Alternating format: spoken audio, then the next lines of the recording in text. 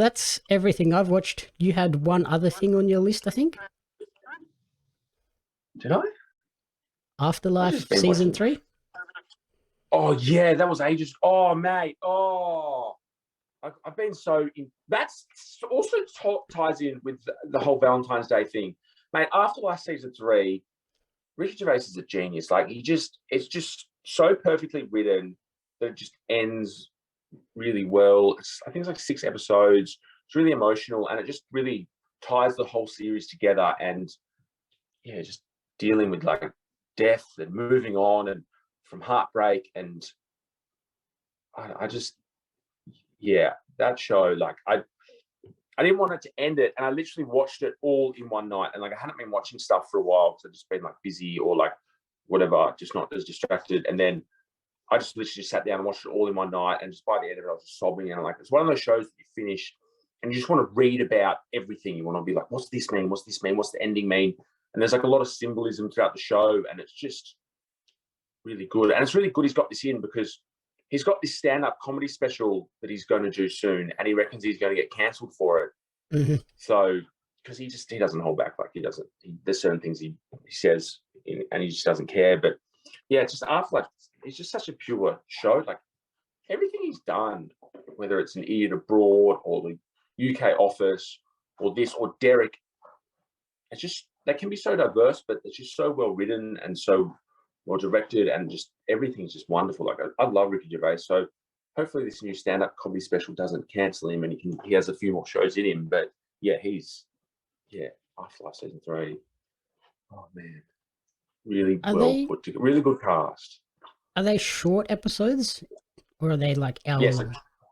No, it's like 20, 25 minutes. So I literally, or maybe half an hour for some. So you literally just sit down and you can just watch it, and it's just like a movie pretty much, because just like a long movie with chapter markers where you can stop if you need to.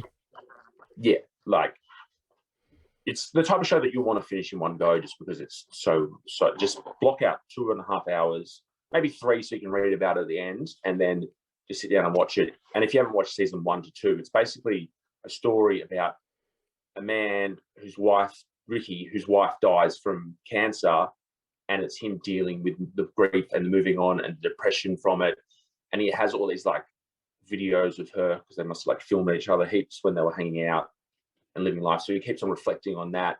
And there's this dog. His dog in it is just really like the dog's just really like a really powerful character. It's like there's times where he like doesn't want to live anymore, and you see him with like these tablets, and the dog just like puts his arm on Ricky or like starts barking at him as well. So just how it was all put together, it's just really harrowing. And it's just like you could watch it and don't have to even relate to having a partner die or a family member die. It could be like losing someone, whether it's a friend or going through a breakup, and it's just about dealing with that. And I guess like these days you put everything on social media, so it's like you can look back at like photos you have with someone or videos you have, and it's just about dealing with the heartbreak and moving on. And yeah, it's just a phenomenal show on Netflix.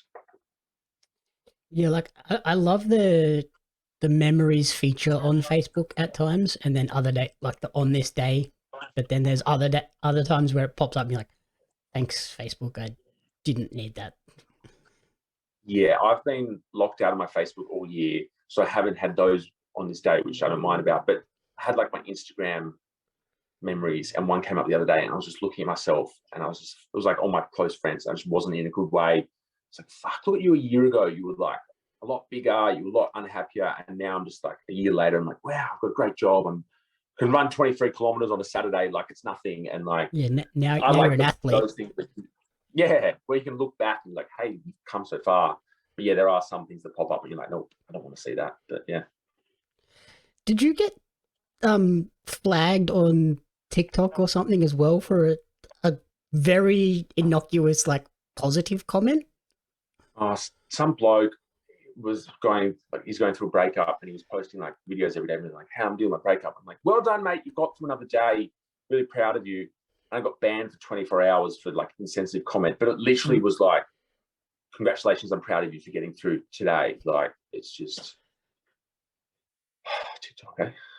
Yeah, that's so weird. When you posted that, I was like, that is so weird. Like, That's the most positive, uplifting comment, and they flagged it. What's going on there? Hey, the internet's not to be positive. It's all toxic. Remember, you got to be rude and mean to people and hide behind keyboards. I got it back, so it's all right. The Commentary Booth is a fan-funded production of Jamie Apps Media.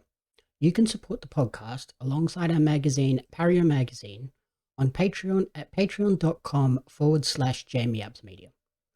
The following people supported at the community support group level or higher, and you cannot fathom how incredibly appreciative we are for their support. Blake Robinson, Brian and June Hart, Courtney Paulson, Darren Hackliff, Jaxon Carr, and Tracy Apps.